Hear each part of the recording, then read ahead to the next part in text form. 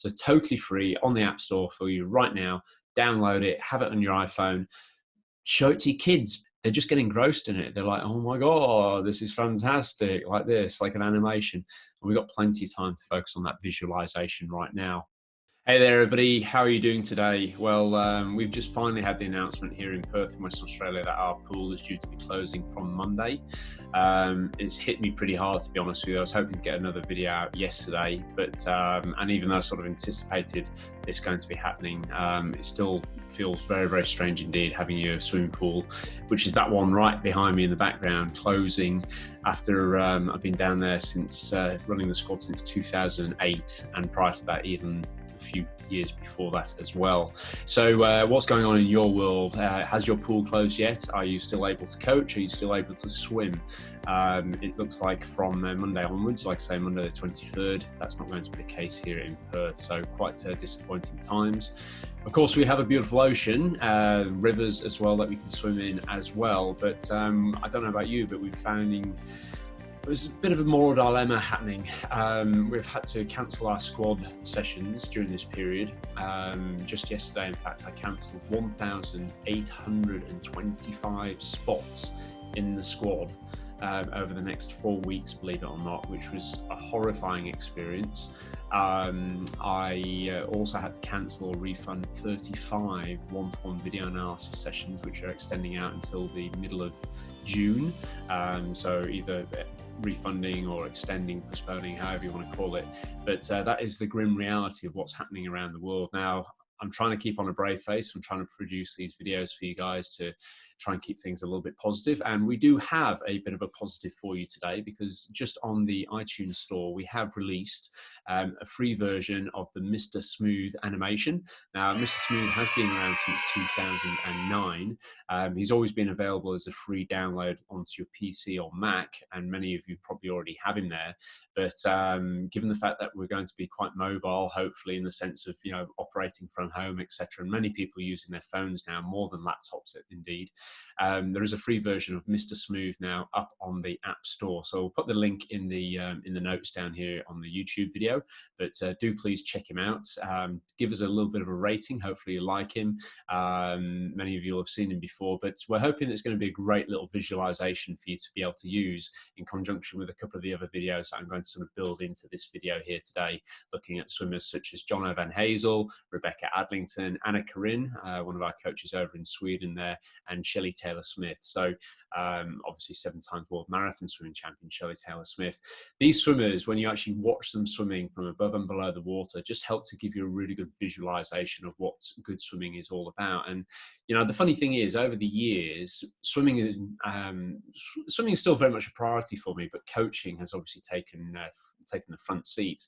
And even though I still try and get in, or at least I did, 5 to 6 training sessions per week, which would typically be averaging around about 3.5 Ks per session, compared to a lot of people that I'm racing against, it's not a huge volume of training. So we're talking probably somewhere in the region of about 15 to 18 kilometers a week. But done consistently, you can do a lot with that. Now, I believe, given the volume of coaching that I normally do on the pool deck, especially from a technical perspective, you know, demonstrating drills, talking about what you should and shouldn't do in the water, my brain is constantly thinking about swimming 24/7. I'm visualizing what the stroke looks like and feels like. And so whilst it might not seem that, okay, can you actually be out in the water and can you still be learning something and improving your swimming? Well, I believe with good visualization, you can do. So in a moment, we're going to take a look through some of these video loops of these swimmers and just have a look at what you can sort of be thinking about over the next couple of days, weeks, months, whatever, whilst we're preparing to head back down to the pool. Now, I've got a really lovely note which I'd like to share on here today, and I hope you'll permit me to do this. It was rather a somber mood, I have to say, this morning. So Tuesday morning, 5:30 a.m. Down on the pool deck was when, halfway through the session, the pool manager came to and tell me, look, sorry, mate, the pool's closing, and it's going to be closed for at least 4 weeks from the 23rd of March. That was in the middle of a training session, and I just lost I didn't lose my rag, of course, because I sort of expected it, but I lost my focus, couldn't concentrate. I just felt like I wasn't doing a very good job coaching, which I hate to do, obviously, but the distraction was definitely there. Anyway, I sent out a massive email yesterday, which is why I didn't hear from you here on YouTube. This email, believe it or not, took me 9 hours to create, just informing everybody within the squad about what we're trying to do. And I had 5 proactive measures. I'll put a link to that email as well, even though it's a squad specific one for here in Perth. Maybe you'll have a read through it, and hopefully you can sort of sympathize with some of the things that we're saying from in your part of the world. So sent out this massive long email yesterday, took all my time, unfortunately didn't get to do a video for you guys, and walked onto the pool deck this morning at 5:30. So we've had to take this consideration, which is a bit strange actually. We're jumping onto the pool deck this morning, knowing that the pool is going to close on Monday, and knowing that we should be social distancing, and yet for the next 3 or 4 days we can still have squad sessions down there. So it's this awkward sort of moral, ethical, civic duty sort of dilemma. Do we make the most of this? Do we have our last final hurrah before the pool closes? Is that the right thing to do? Is it the wrong thing to do? Once the pool closes, should we go down to the ocean, and should we do some coaching sessions down there? But surely that's bringing a big group of people together. And is that really morally right to be doing at this point in time, given the lockdowns that we're all facing, and how we're all trying to pull together on this? So I'd love to hear your comments and feedback in the comment section down the bottom here. If you have any strong feelings either way on that. There's no right or wrong on any of this. I know a lot of people feel like they're being judged for their actions and what they're doing going forwards, but there is really no right or wrong. So I'd love to hear your comments and opinions on that. It might well be that we end up running some structured open water sessions down here in the beautiful Cottesloe Beach. We have a beautiful shark barrier down there, and I sent a proposal through to the Cottesloe Council just last week, believe it or not, saying this is where I believe these safety measures need to be put in place. We need 4 buoys here to create a bit of a circuit. Can we do this in an otherwise totally uncontrolled and in many ways uncivilized area where people are just swimming into each other at the moment, which, the last thing you want is for a load of people to go down there and have head-on collisions and suffer concussions or cuts and bruises and stuff like that. So the Cottesloe Council, from what I've heard from the Member of Parliament there, David Honey, they're very keen on this idea and the proposal that I've put through, and so too is the Mayor of Cottesloe as well. So that's all happened in the last few days. So there's been a lot of negatives happening, but there's also some positives happening here as well. And I think we've got to really grasp onto those positives, of course. The idea down there is to have these big placards showing this loop on this map, which I'll just put it over here right now. And on the placards, people will actually be able to sort of see, okay, look, this is the suggestion of where to swim. And if we all swim in this particular direction, then hopefully we can avoid some of these issues. Now, of course, not everyone's going to abide by those laws, just like not everybody's abiding by the laws of sanity of don't rush out and buy and hoard and all that sort of stuff. But such is the current climate at the moment. So anyway, back to this morning, got down there at 5:30 a.m. And on our registration, we still had 45 people down to swim the session. So it was a fully booked session still. But we had about maybe, 8-10 people rock up initially. And I'm thinking, oh, no one's going to come. Should I be down here? Am I doing the right thing? Got the sirens going in the background. I wonder what's all that's about. You start to wonder about all these things at the moment. What the hell is going on with the world?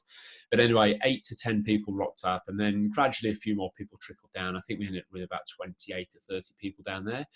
But it was a very somber mood, and you could see that whilst people were physically there, nobody was really mentally there. People were preparing that they'd seen my big email the night before. Many of them probably stayed up to read it. In fact, Lucy said she had stayed up to read this massive long email, and that's why she was tired and a couple of minutes late this morning. But they stayed up to read the email, and just the reality was really setting in. They're not going to be able to use this pool, not going to be able to train with the squad. So 1,825 cancellations is something, it just blows my mind. I haven't really come to grasp with it yet. Anyway, but then following that session, I had a one-to-one session, went really nice with this gentleman. We were having a bit of not a laugh. You can't laugh about the situation, of course, but we were trying to take light of the situation, and the session went really well. He made some great improvements with his swimming. I offered to cancel or postpone even once he'd rocked up, just simply because I thought, well, look, I'm going to be doing this full bore video analysis and stroke correction with this guy, but then he's not going to get a chance to practice it. And but he was keen to sort of know that, okay, well, he might be able to get down to the ocean, might be able to do a little bit there. So anyway, we did the session. 9:30 comes along, and then interestingly enough, the 9:30 swimmers probably had a little bit more time to digest the email, the contents of it, my moral dilemma about should we, shouldn't we, and all that sort of stuff. And the swimmers came out in their droves for the 9:30 session, such that we had to take an extra 2 lanes in the pool, which was amazing. That helped a little bit with social distancing, and because the rest of the pool is completely empty, it was totally possible to do that. I was absolutely brought to tears though with one of the swimmers, Nolan, who's a very good friend of mine, brought me down this card this morning, and it was just a lovely little thought, really, just a little something to help with the tough times ahead. We're all going through it, of course. Please reach out if you need anything. And he's given me a voucher here for the local supermarket to go and hoard all the toilet roll. No, I joke, but I jest. But a beautiful card and a gift voucher. What a lovely sentiment to receive on the pool deck, just when I feel like everything's just starting to close down. Anyway, let's try and keep positive, or try to keep these videos coming out, giving you ideas about what you can do at home, whether you're a coach, whether you're a swimmer. And just on that note, tomorrow morning, I'm getting up bright and early, 6 a.m. Even got the opportunity now essentially to have these lie-ins. I strongly recommend that you don't do that. If you fall out of your routine, as we talked about in the last video, and you get out of the habit of just doing just day-to-day stuff, like, it might be getting up to take the dog for a walk, and you think, I'll get up at 11 a.m. I'll do that later. And you stay in your pajamas all day, and then it happens the next day, and then the next day. It's not healthy, people. You don't want to be doing that at all. So in an effort to try and get myself out of bed, I'm doing a webinar for 100 coaches. There's only 100 spots actually on the webinar tomorrow morning. I'll put the link in here, but you might have already missed a chance to join us for that. We've tried to onboard 1,969 coaches from around the world who've actually joined over the years, joined our, what do we call our coaches network. So these aren't coaches who are affiliated directly with us, but they're coaches who like what we do and like our methodology, etc. You might be watching this and you might be one of those coaches right now. So thank you ever so much for your support.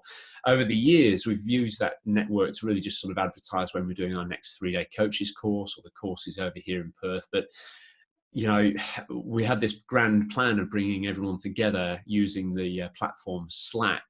And it just so happens that with everything that's going on right now, it's forced our hand, and we just sort of said, hey, you know what? We're all at home. Everyone's working from home. Let's pull the pin on that. And people are pouring into this. Coaches are pouring into this Slack platform, which is fantastic. We're getting some chit chat going on. We're sharing our home offices.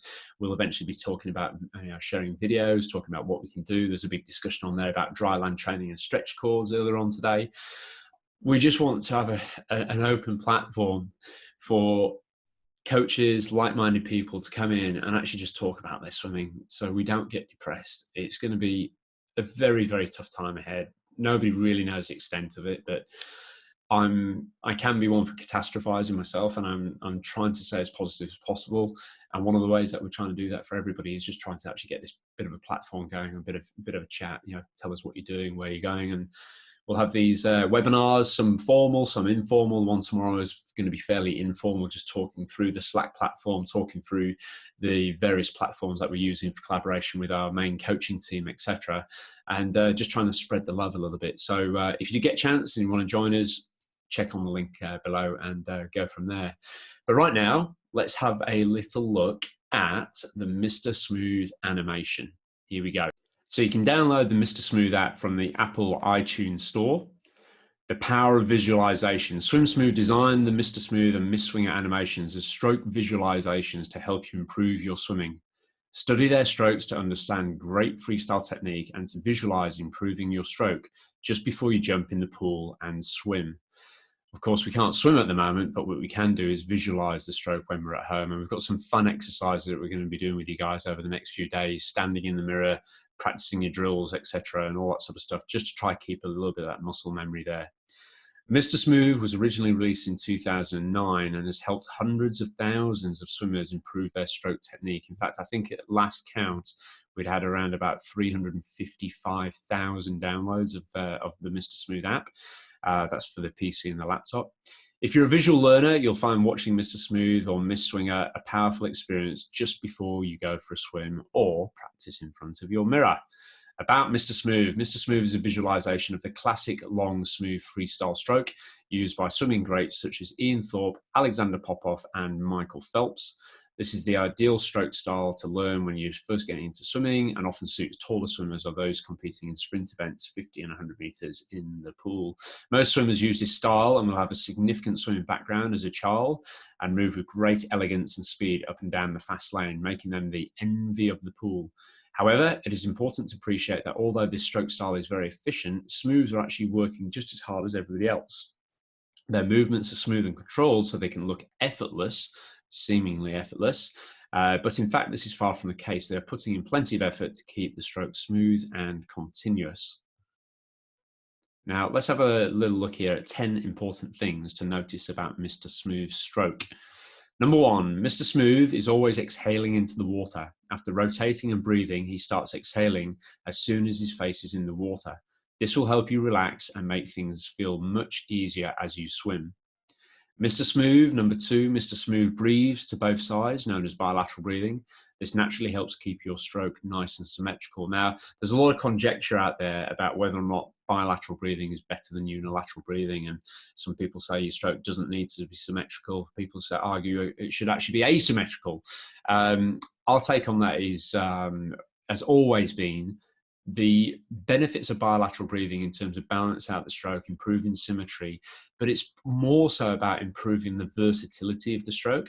If you're going to be swimming in the open water, the very last thing you want is to only be able to breathe to the left or only be able to breathe to the right. So the gentleman that I was working with this morning was only breathing to the left-hand side. Now, the majority of open water swimming events, triathlon events around the world, are typically on a rectangular course and typically turn to the left. So breathing to the left is actually a distinct advantage on those courses. You know, you're swimming along, raising your head up. It's easier to sight the buoy when you're going to the left if you're breathing to that left-hand side. Equally, if it's a right-hand turn course, which is less common, breathing to the right is more beneficial. You've got waves and swell and chop and people swimming around you, etc. If you can only breathe to one side, people tell you, oh, this is the better way of doing it because you can get more air in the system, and you know, you don't want to breathe every 2, not every 3, because you're holding your breath too long. But you shouldn't actually be holding your breath when you're breathing every 3. You should actually just be blowing out long and continuous. We have the classic, as I did in the last video, bubble, bubble, breathe, bubble, bubble, breathe. I know it sounds silly, but it's so, so beneficial for getting you thinking about your exhalation underneath the water there. So bilateral breathing, we're not saying it's necessarily the thing that you have to do all the time. I do plenty of swimming just breathing to the left, or plenty of swimming just breathing to the right when the conditions dictate. But if you can do this in training, think of it as a drill, do it in front of your mirror right now, it will help to get things nicely balanced there. Number 3, Mr. Smooth keeps his head down when he breathes and uses the bow wave trough to breathe into. This will help keep your body position higher in the water and lower your drag.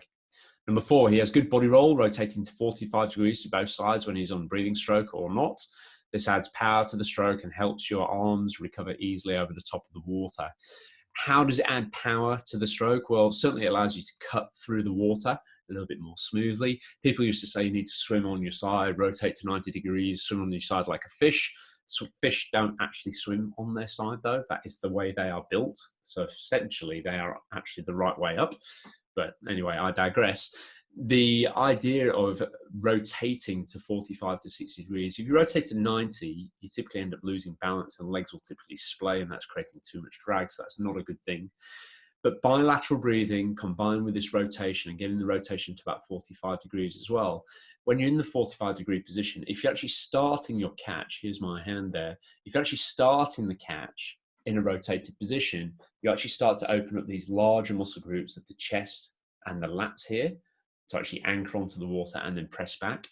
If you stay in a fairly flattened position, okay, or even if you're over rotated and you actually sort of almost roll back to flat before you start to pull through, which typically overgliders tend to do, you're losing a lot of that leverage in the water. So that's not a good thing. Number 5, Mr. Smooth rotates with both his hips and his shoulders as one. This will help you generate more propulsive power. Number 6, Mr. Smooth enters the water at the front of the stroke, fingertips first with a horizontal hand entering fingertips down. Entering like this sets you up for a good catch and avoids strain on the shoulders. I know certainly as a kid, I used to be taught to enter into the water thumb first, which is not a great way of doing things. Enter into the water thumb first like this. If you pop your arms out right in front of you right now, turn your thumbs down, that excessive internal rotation of the shoulder joint is one of the leading causes of shoulder pain and impingement. It's something we want to avoid at all cost. So Mr. Smooth enters like this, as we'll see Rebecca Adlington doing here as well. So entering palm out and thumb first is the leading cause of shoulder injury, as I've just said there. Number 7, he keeps his wrists higher than his fingertips and his elbows higher than his wrists. So he's got a very classic high elbow recovery. As he catches the water at the front of the stroke, this will increase your catch on the water, increase your propulsive power.